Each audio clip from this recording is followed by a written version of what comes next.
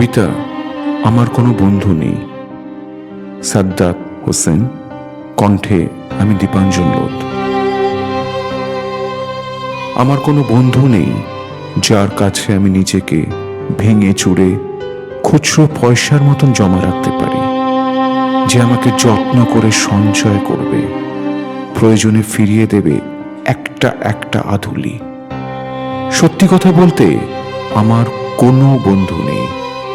বন্ধু বলতে জেনেছি যাদের, তারা কেবল পথ চলতেই সঙ্গী ছিল। দূরের পথে ট্রেনে যেমন থাকে, পাশের সিটে গল্প হয়, দুপেয়ালা লেবু চায়ের দাম মেটাতে আমি দিচ্ছি করে যুদ্ধ হয়।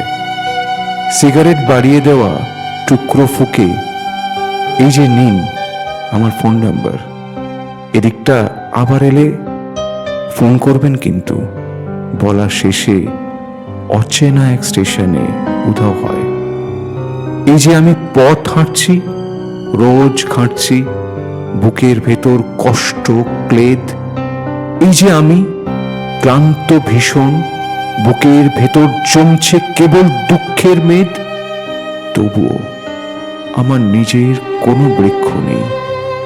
প্রবল দহন দিনের শেষে যার স্নিগ্ধ ছায়াতে জিরব ভেবে ফিরে আসার ইচ্ছে হয়, তেমন একটা ছায়ার মতন, আগলে রাখা মায়ার মতন আমার কোনো বন্ধু নেই।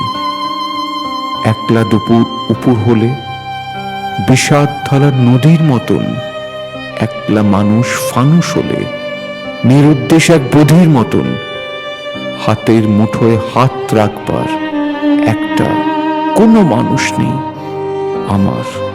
হ্যাঁ, আমার কোনো বন্ধু নেই।